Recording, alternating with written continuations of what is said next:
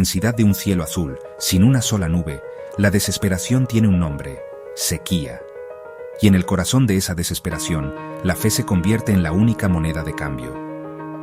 Hoy vamos a adentrarnos en uno de los cuentos más potentes de Juan Bosch, una obra maestra que nos confronta con la cruda realidad del campo dominicano: 2 pesos de agua. Este no es un cuento sobre un milagro, es una crítica mordaz, una historia que nos obliga a cuestionar la fe, la justicia y la cruel indiferencia del destino. A través de la trágica historia de la vieja Remigia, Bosch nos muestra cómo a veces la ayuda que tanto se ruega no es un salvavidas, sino la gota que colma el vaso, o en este caso, la inundación que lo destruye todo. Prepárense para una historia que les hará pensar, una historia que nos enseña que el exceso puede ser tan mortal como la carencia. ¿Qué harías si tu única esperanza, tu única posesión, estuviera atada a un milagro? En 2 pesos de agua de Juan Bosch, la respuesta a esa pregunta no es un final feliz, sino una dura lección sobre la fe ciega y la brutal indiferencia del mundo. Hoy vamos a desentrañar este cuento, no solo como una historia, sino como una crítica mordaz a la realidad del campesino dominicano. La historia nos introduce en Paso Hondo, un lugar asfixiado por una sequía interminable. La tierra es polvo, los arroyos se secan y la gente huye. Aquí conocemos a Remigia, una anciana que, a diferencia de los demás, se niega a marcharse. ¿Por qué? Por su nieto, la única luz que le queda. Ella ha ahorrado cada centavo, cada cobre, en una higuera, soñando con un futuro mejor para él. Su fe es su único motor. Pero no es una fe en la ciencia o en la razón, es una fe supersticiosa, arraigada en la desesperación.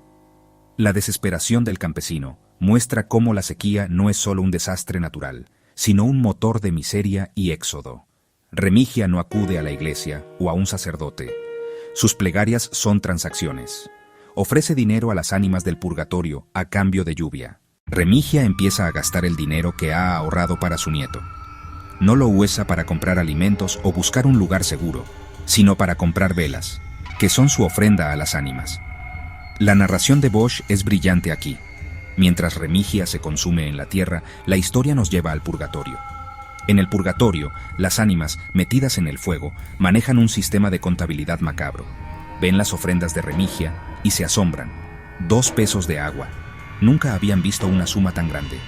Para ellas, esto es un negocio, una transacción de una escala sin precedentes.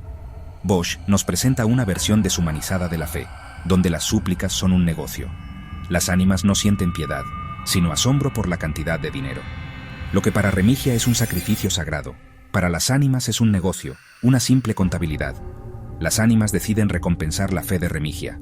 El cielo se carga y la lluvia llega. Remigia se llena de una alegría desbordada. Cree que su fe ha sido premiada, que el milagro ha llegado. Pero Bosch, lejos de darnos un final feliz, nos muestra una vuelta de tuerca cruel. La lluvia no se detiene. Pasan días, luego semanas. La sequía es reemplazada por una inundación apocalíptica. El milagro de Remigia se convierte en su perdición, y la narración de Bosch es brutalmente clara.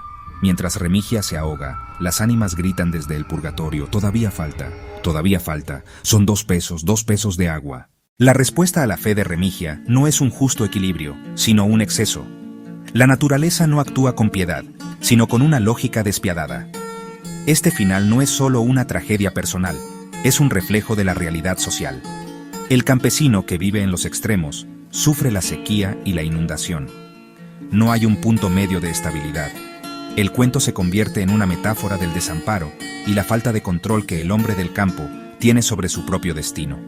2 pesos de agua no es un cuento sobre la fe, sino sobre la ironía y la desesperación. Bosch nos muestra que, a veces, la ayuda que tanto se ruega no es un salvavidas, sino una condena. ¿Creen que la tragedia de Remigia es solo un castigo divino o una crítica de Bosch a las condiciones de vida del campesino dominicano? Déjenme sus comentarios.